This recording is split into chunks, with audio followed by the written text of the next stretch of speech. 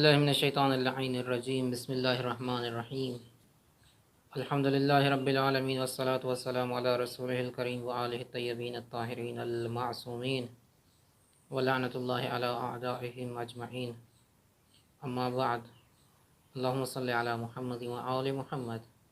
السلام علیکم ورحمۃ اللہ وبرکاتہ۔ ناظرین محترم، موضوع عظمت السادات پر یہ 5ویں قسط پیش خدمت ہے۔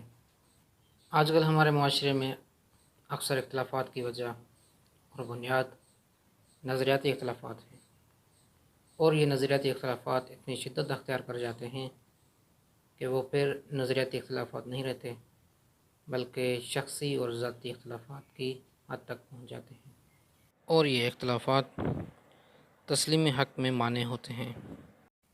اور اسی طرح جب نظریاتی اختلافات ذاتی یا شخصی اختلافات کی حد تک پہنچ جائیں تو ہم جس شخص سے اختلافات رکھتے ہیں اس کی حق بات سے بھی انکاری ہوتے ہیں، کیونکہ ہم اس سے اختلافات رکھتے ہیں، لہٰذا ہم اس کی فضیلت کے انکاری ہو جاتے ہیں، ہم اس کی حق بات کے بھی انکاری ہو جاتے ہیں، ولو ہم سمجھتے ہیں کہ یہ حق ہے لیکن ہم اس کے انکاری ہوتے ہیں چونکہ ہماری مخالف ہے۔ وجہ کیا تھی؟ بنیاد کیا تھی؟ نظریاتی اختلافات۔ اور وہ نظریاتی اختلافات اتنے شدید ہو گئے کہ ہم نے اس کو ذاتی اختلافات میں تبدیل کر دیا، اور یہی معاملہ ہمارے معاشرے میں سادات کرام کے ساتھ بھی پیش آ رہا ہے، کیونکہ خدا نخواستہ اگر کوئی سید نامناسب فعل انجام دیتا ہے تو اس نامناسب فعل انجام دینے کی وجہ سے اس سید کی یا بعض سادات کی ہم عزت و احترام کرنا چھوڑ دیتے ہیں، یا بعض اوقات بعض اشخاص توہین آمیز لہجہ اختیار کر جاتے ہیں۔ وجہ کیا ہوتی ہے؟ کہ ہم اس کے فعل سے اختلاف رکھتے ہیں۔ ناظرین محترم، یاد رکھیے کہ ہم اولاد رسول، اولاد جناب زہرا سلام اللہ علیہ کا احترام ان کے افعال، ان کے کردار کی وجہ سے نہیں کرتے ہیں، اور ان کے افعال اور کردار کی وجہ سے ہم ان کا احترام چھوڑ بھی نہیں سکتے۔ ہم ان کا احترام اور عزت اس لیے کرتے ہیں کیونکہ ان میں خون رسول ہے، ان کی نسبت کی وجہ سے ہم ان کا احترام کرتے ہیں، کیونکہ ان کی نسبت ایک پاک نسبت ہے۔ جناب زہرا سلام اللہ علیہ کی نسبت کی وجہ سے ہم سادات کرام کا احترام کرتے ہیں۔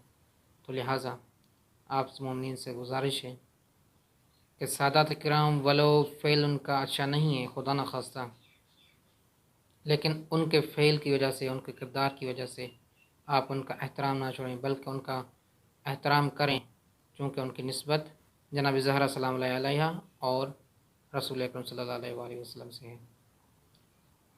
اور یہ بہت اچھی بات ہوگی کہ اگر کوئی کردار کا خدا نخواستہ سید اچھا نہیں ہے، ممکن ہے اس کو بعض چیزوں کا پتہ نہ ہو، تو آپ ان کی اصلاح کریں، بہت مؤدبانہ ان سے گزارش کریں کہ جناب سید میرے محترم یہ فعل اس طرح انجام نہ دیں، یہ آپ کی شان نہیں ہے، ممکن ہے وہ اصلاح ہو پا جائیں، لیکن ہمیں یہ حق حاصل نہیں ہے کہ ہم اس فعل کی بنا پر ہم اس کا احترام چھوڑ دیں اور توہین آمیز لہجہ اختیار کر جائیں یا خدا نخواستہ توہین کر دیں۔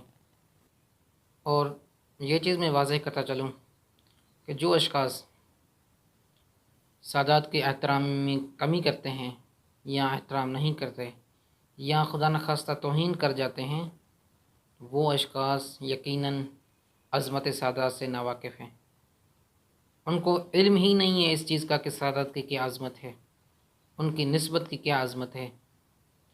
جیسا کہ ہم نے پچھلے اقساط میں بیان کیا ہے، علامہ حسین بخش جاڑا صاحب فرماتے ہیں کہ نسبت کی توہین اصل کی توہین ہے۔ اگر ہم کسی سید کی توہین کرتے ہیں تو یہ در حقیقت ہم رسول اکرم جناب سید زہرا سلام اللہ علیہ کی توہین کر رہے ہیں۔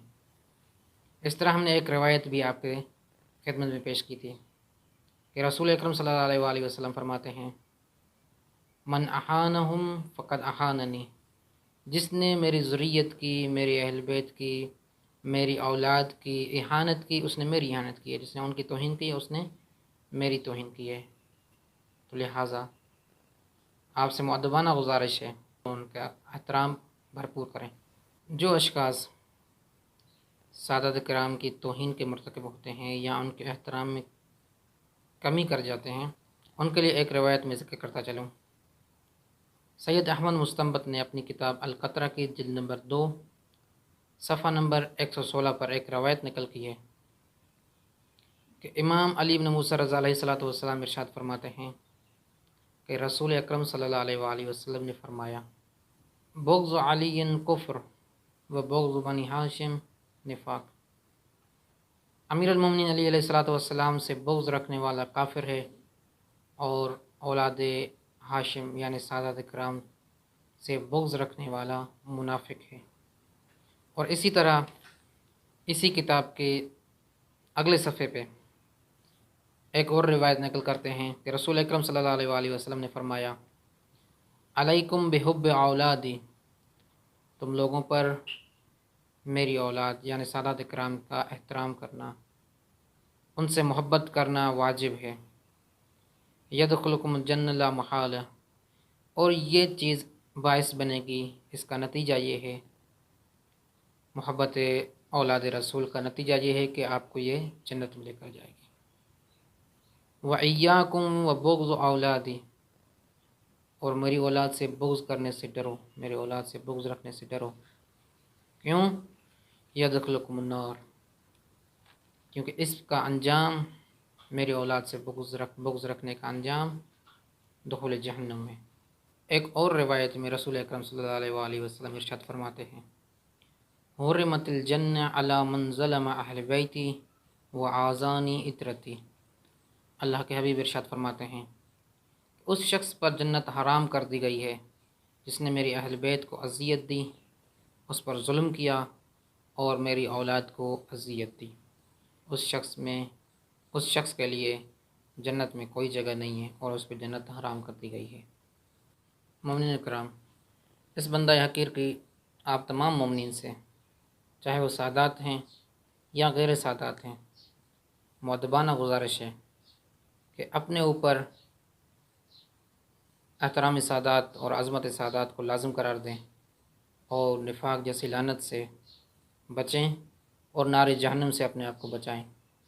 احترام سادات کر کے اپنے آپ کو مستحق شفاعت رسول اکرم صلی اللہ علیہ وآلہ وسلم بنائیں۔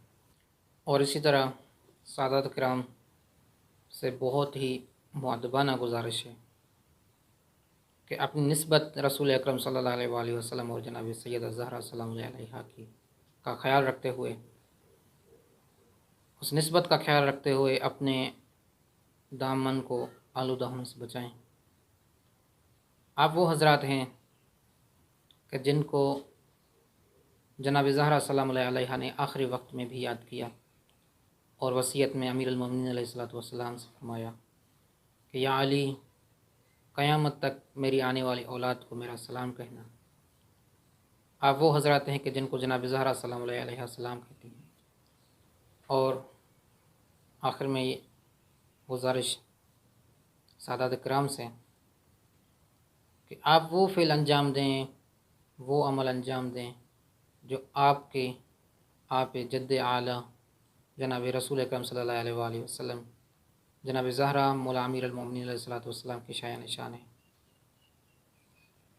والسلام علیکم ورحمۃ اللہ وبرکاتہ۔